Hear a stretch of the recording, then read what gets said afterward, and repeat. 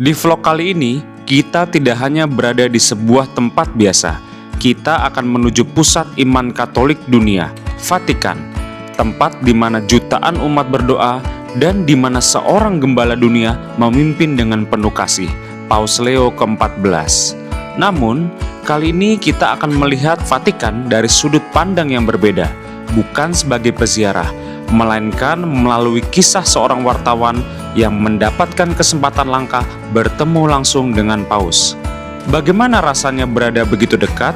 Apa yang benar-benar terjadi di balik momen itu? Dan pesan apa yang ia bawa pulang untuk kita semua? Mari kita dengarkan kisahnya. Sebuah pengalaman yang tidak semua orang bisa alami. Teman-teman, kali ini saya bersama teman saya nih, senior saya, Mas Jumar. Halo Mas. Selamat sore Mas Kano, apa kabar? Baik, puji Ya. Tuhan. Mas Amin. Jumar ini baru sampai Indonesia ya katanya? Minggu lalu saya sampai tiba dari Vatikan, tiba di Jakarta minggu lalu. Oke.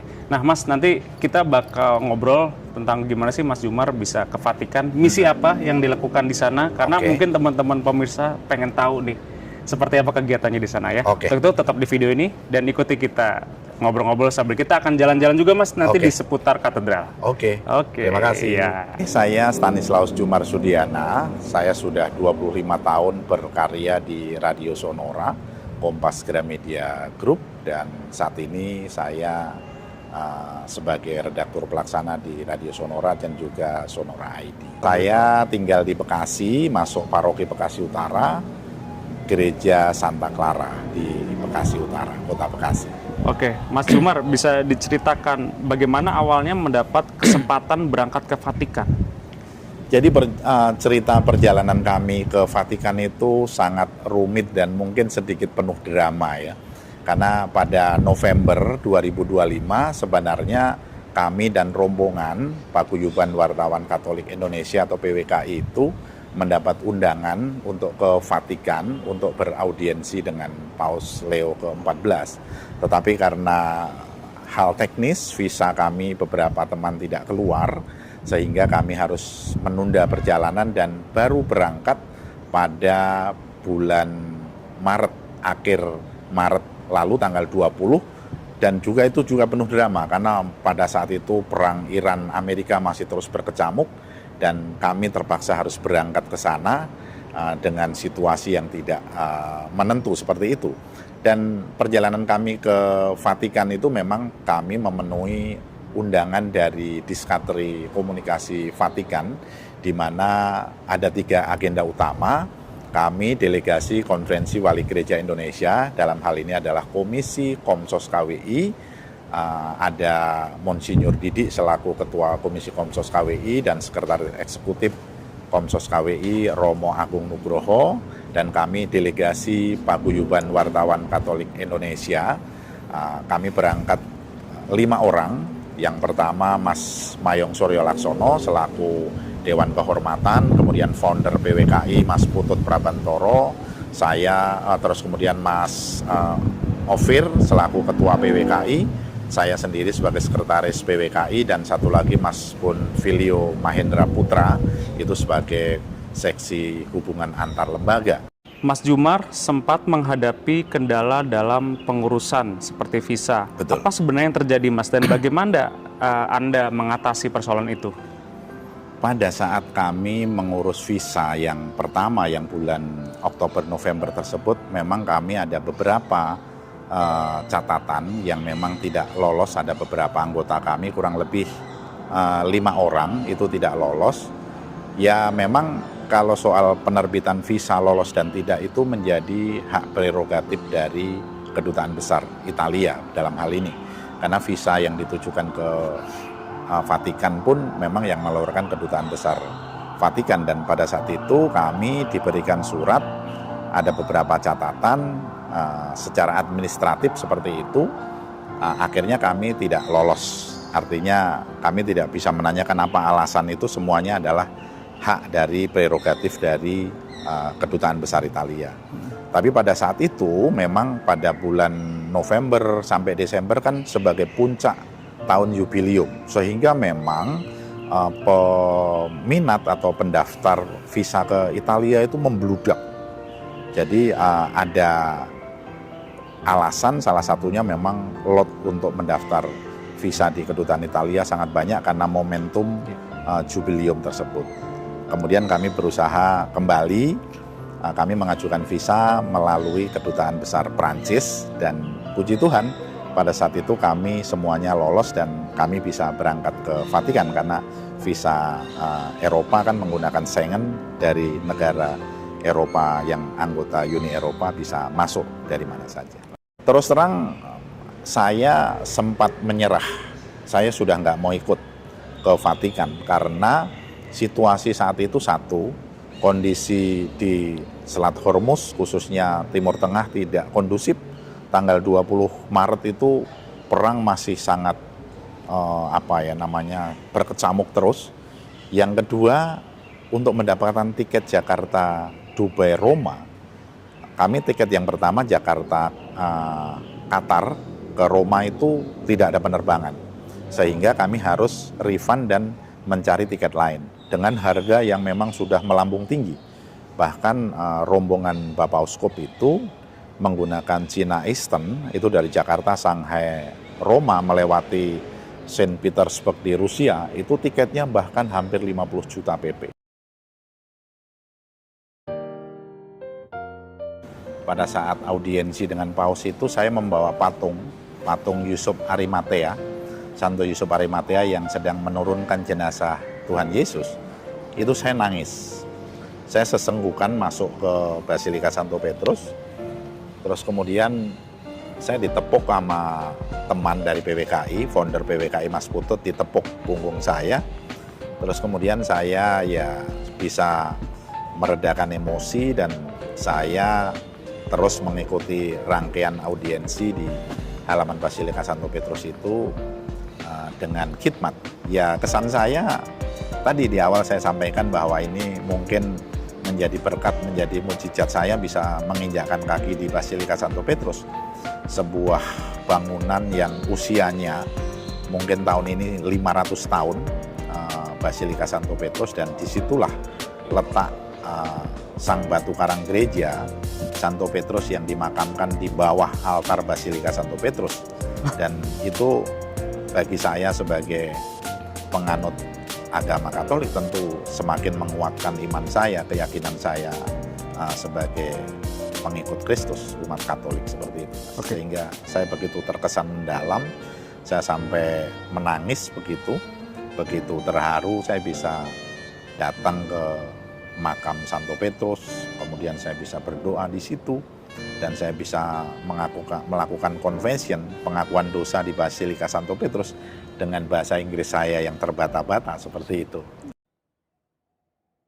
Ini sebuah anugerah bagi saya, berkat bagi saya, dan mohon maaf saya sedikit haru seperti itu ya. Karena ini mungkin Tuhan sudah punya rencana, terus kemudian ini juga berkat penyelenggaraan Tuhan, dan juga mungkin Tuhan sudah merencanakan saya harus ke Vatikan.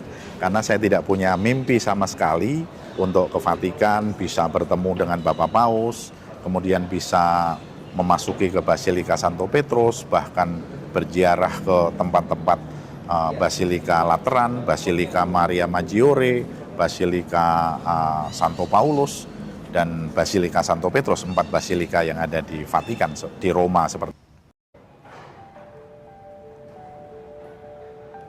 Jadi kami membawa patung Yusuf Arimatea itu saya sebut saja kakaknya founder kami, kader VWKI, kakaknya Pak Putut itu dalam suatu ketika mendapatkan mimpi menyampaikan kepada adiknya Pak Putut bahwa kamu harus menyerahkan patung Yusuf Arimatea kepada Paus.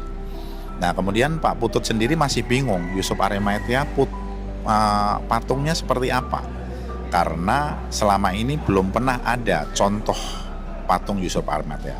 Kemudian Pak Putut nih mencari kemana-mana, ke Jogja, ke Solo, kemana saja contoh-contoh dari pemahat patung, dan belum pernah melihat seperti itu. Kemudian terinspirasi dari relief, dari gambar-gambar yang ada. Kemudian terciptalah patung itu. Patung itu ada dua. Yang pertama dibikin cukup besar, yang satu kecil. Tapi dalam penerawangan kakaknya Pak Putut itu, bahwa yang patung besar itu tidak kelihatan. Justru patung kecilnya yang sampai ke paus. Nah, kemudian patung besar itu dibawa bersama Bapak Uskup. Begitu sampai Vatikan, ternyata patungnya patah. Bagian leher, bagian kaki patah-patah karena goncangan di kapal terbang, karena mungkin lewat di bagasi kebanting-banting. Kemudian yang patung kecil itu saya bawa di bagasi. Posisi saya di tengah membawa patung, sebelah kanan saya Bapak Uskup Surabaya, sebelah kiri saya Pak Putut, sehingga posisi saya sangat strategis ketika Bapak Paus mendekati, yang dilihat kan patung itu. Dan kemudian kami bisa begitu dekat berinteraksi, berjabat tangan, dan menyerahkan patung Yusuf Arimatea itu kepada Bapak Paus. Nah, terkait dengan siapa sosok Yusuf Arimatea, peran Yusuf Arimatea ini dalam iman kekatolikan ini sungguh besar, tetapi selama ini mungkin tidak terungkap. Kalau Yusuf Arimatea tidak menurunkan tubuh Yesus dari kayu salib, mungkin tidak akan ada namanya hari kebangkitan Tuhan Yesus, Paskah itu. Di balik tembok megah Vatikan, tersimpan perjalanan panjang sejarah gereja Katolik yang telah melintasi zaman. Dari masa ke masa, para paus datang dan pergi, membawa pesan, harapan, dan arah bagi jutaan umat di seluruh dunia. Salah satu yang dikenang dalam sejarah adalah Paus Leo ke-14, seorang pemimpin yang menjembatani iman dengan dunia modern, dan ia mengajarkan bahwa gereja harus hadir di tengah perubahan zaman. Penggunaan bahasa Indonesia di media resmi Vatikan, Vatikan News ini tentu momentum yang ditunggu-tunggu seluruh masyarakat Indonesia, khususnya umat Katolik. Saya mau bercerita sedikit bahwa usulan dan inisiasi penggunaan bahasa Indonesia di media resmi Vatikan ini diusulkan sekitar bulan Juni 2022 oleh founder PWKI Mas Putut Prabantoro dan Mas Gora Kunjana, yang pada saat itu bertemu dengan Duta Besar Republik Indonesia untuk Tahta Suci yang saat ini menjabat Duta Besar Indonesia untuk Belanda, Pak Laurentius Amrih Cinangkung. Kami menginisiasi, PWKI menginisiasi dan mengusulkan penggunaan bahasa Indonesia.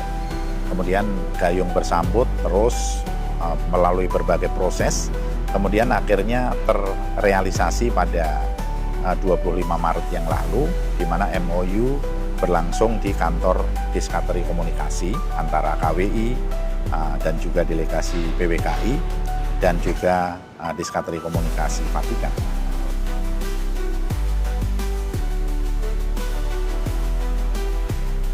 Menurut saya penting karena masyarakat Indonesia selama ini ketika ada acara misa di Paus, di Vatikan, media-media Vatikan News tentu menggunakan bahasa Latin, bahasa Inggris, bahasa Prancis, bahkan bahasa Hindi, bahasa Chinese, bahasa Cina, itu sudah masuk di media Vatikan. Tetapi penduduk Indonesia meskipun Katolik itu minoritas, mungkin penduduknya umat Katolik hanya sekitar 10 juta, justru belum. Sehingga momentum ini penting karena masyarakat Indonesia itu bisa mengetahui dinamika pemberitaan atau kegiatan-kegiatan Paus di Vatikan, kabar-kabar sukacita dari Vatikan bisa diketahui secara menggunakan bahasa ibu sendiri, bahasa Indonesia.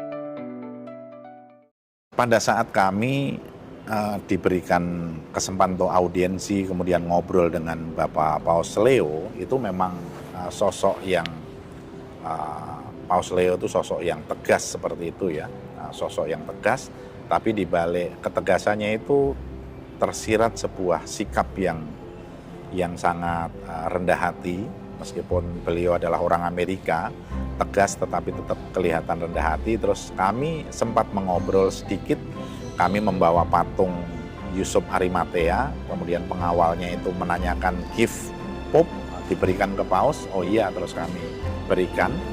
Terus kami rombongan Bapak Uskup Surabaya selaku Ketua Komsos KWI beserta kami rombongan anggota BWKI semuanya berjabat tangan, terus kemudian berfoto. Terus kebetulan momen yang paling epik dari peristiwa audiensi itu mungkin itu blessing lagi, saya bisa mencium cincin nelayan, cincin gembala Bapak Paus Leo, dan kemudian dicepret atau diambil fotonya oleh tim juru foto resmi Vatikan. Dan itu yang paling momen yang paling apik. Teman-teman itu ada yang tangannya baru mau berpegangan sama Bapak Paus, belum berpegangan sudah kecepret, ada yang cium tangan tapi ketutup oleh badannya Bapak Paus. Dan ya ini menjadi berkat bagi saya. Kami juga berkesempatan momentum 800 tahun Santo Fransiskus Assisi, saat ini sedang berlangsung tahun jubileum 800 tahun Santo Fransiskus Assisi. Kami berkesempatan untuk mengunjungi Basilika Santo Fransiskus di Assisi dan juga makam Santa Clara, kemudian makam Santo Curtis di sekitar Assisi juga. Perjalanan 3 jam menggunakan kereta Italo, dan momentum itu memang begitu luar biasa animonya, karena memang saat ini masih dalam rangka jubileum Fransiskus Assisi. Kami beserta rombongan misa Minggu Palma di Basilika Fransiskus Assisi, di mana memang pada 800 tahun yang lalu Santo Fransiskus, seorang bangsawan kaya yang kemudian mengabadikan hidupnya, kaul kemiskinan, kemiskinan, terus kemudian kesederhanaan, mengabadikan hidupnya untuk melayani masyarakat. Dan itu sungguh menjadi teladan bagi kita semua untuk hidup senantiasa sederhana dalam semangat kemiskinan, dan tentu peduli berbela rasa dengan saudara-saudara kita. Dan itu menjadi devosi khusus para imam ordo Fransiskan di seluruh dunia. Itu dia pemirsa video saya dengan Mas Jumar, wartawan senior yang menceritakan kisahnya ke Vatikan. Semoga video ini menginspirasi teman-teman, dan jangan lupa untuk teman-teman selalu rajin beribadah dan jadilah berkat untuk sesama. Sampai jumpa di video selanjutnya.